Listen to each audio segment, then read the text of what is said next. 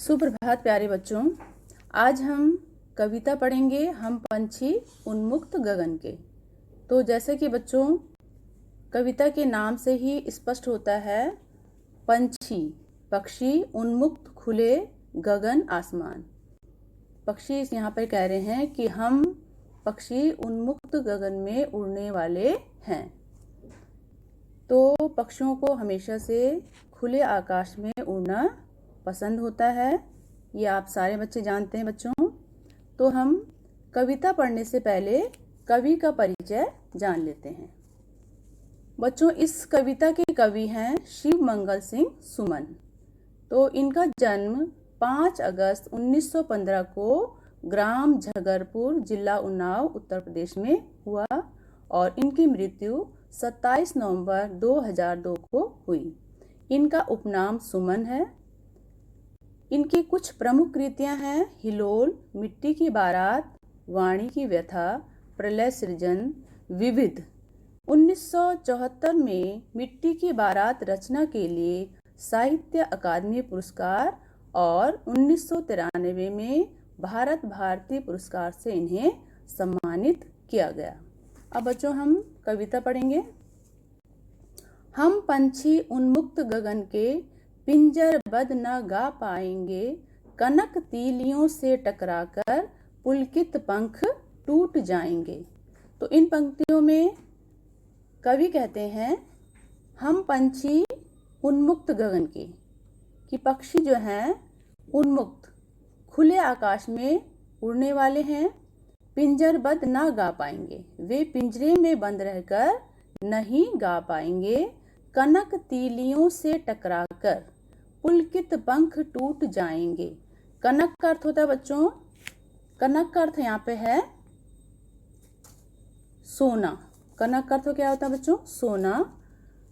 पुलकित पंख, पुलकित का अर्थ होता है प्रसन्नता, पंख आप जानते हैं। तो इन पंक्तियों में कवि पक्षियों के माध्यम से कह रहे हैं कि पक्षी यहाँ पे ये कहते हैं कि आज़ादी पाने के लिए हमारे जो पुलकित पंख हैं, जो ये कोमल पंख हैं, सोने की सलाखों से टकरा टकरा कर टूट जाएंगे। तो इन पंक्तियों में पुलकित पंख शब्द आया बच्चों। तो यहाँ पर अनुप्रास अलंकार का प्रयोग किया गया है, क्योंकि यहाँ पर प वर्ण की आवृत्ति हुई है। आवृत्ति का अर्थ है बच्चों बार बार आना, किसी शब्द का बार बार आना या किसी वर्ण का बार बार आना पुनरुक्ति कहलाता है। तो इसे हम कहेंगे अनुप्रास अलंकार इन पंक्तियों में है। तो इन पंक्तियों में पक्षी क्या कह रहे हैं कि हम तो खुले आकाश में उड़ने वाले हैं और पिंजरे में बंद रहकर हम गा नहीं पाएंगे, और आज़ादी पाने के लिए हमारे ये कोमल पंख सोने की सलाखों से टकरा टकरा कर टूट जाएंगे। अब हम अगला पद पढ़ते हैं बच्चों। हम बहता जल पीने वाले मर जाएंगे भूखे प्यासे, कहीं भली है कटुक निबोरी कनक कटोरी की मैदा से। तो इन पंक्तियों में कवि कह रहे हैं कि हम बहता जल पीने वाले, हम बहने वाले जल को पीने वाले हैं, मर जाएंगे भूखे प्यासे, हम अगर हमें बहता जल ना मिले, आज़ादी से जीने को ना मिले, तो हम भूखे प्यासे मर जाएंगे। कहीं भली है कटुक निबोरी, हमारे लिए तो कनक कटोरी की मैदा से। कनक का अर्थ बच्चों मैंने आपको बताया सोना, कि सोने की कटोरी में यदि हमें भोजन दे दिया जाए, मैदा से यहाँ अर्थ है भोजन, तो वो हमारे लिए तो कटुक निबोरी यानी कि कड़वी निबोरी किससे भली है? सोने की कटोरी में दी गई भोजन से हमारे लिए भली कटुक निबोरी है, कड़वी निबोरी। तो पक्षी जो है कड़वी निबोरी को अधिक पसंद करते हैं। आज़ादी से हमें जो कड़वी निबोरी मिल जाए तो वो हमें अधिक पसंद है, ना कि हमें पिंजरे में बंद करके सोने की कटोरी में भोजन दी जाए। तो अब हम आगे की पंक्ति को पढ़ते हैं बच्चों।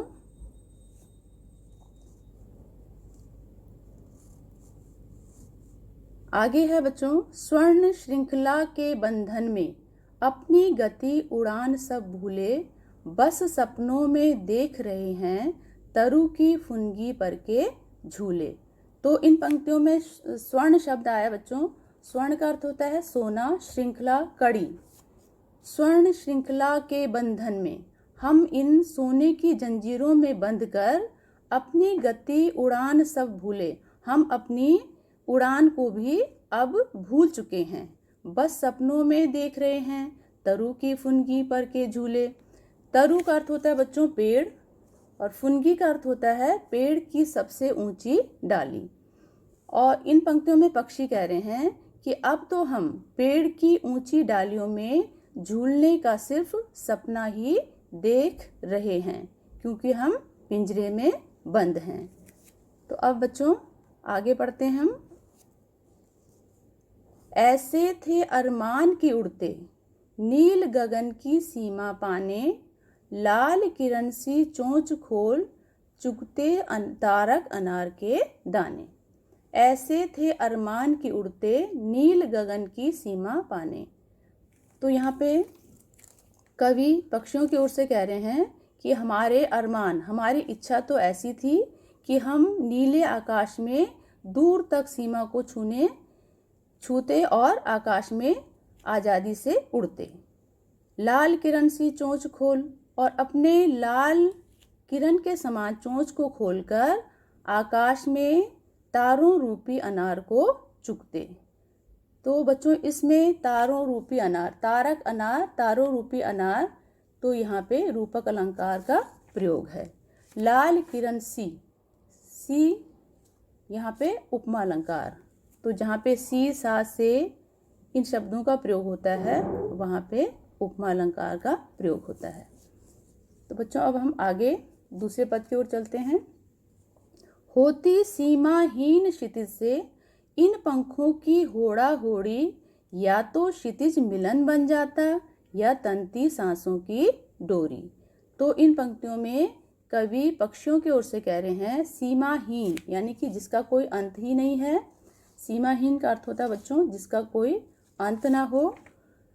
तो इन पंक्तियों में, और क्षितिज का अर्थ होता है जहाँ पर आकाश और पृथ्वी मिलते से प्रतीत होते हैं लेकिन वे कभी नहीं मिलते हैं। इन पंखों की होड़ा होड़ी, और पक्षी यहाँ पर आकाश में स्वतंत्र होकर ऐसे उड़ना चाहते हैं कि उनकी सीमा की कोई अंत ही ना हो, और उनके पंखों की जो प्रतिस्पर्धा है वो कभी ख़त्म ही ना हो और वे सीमा को छू लें।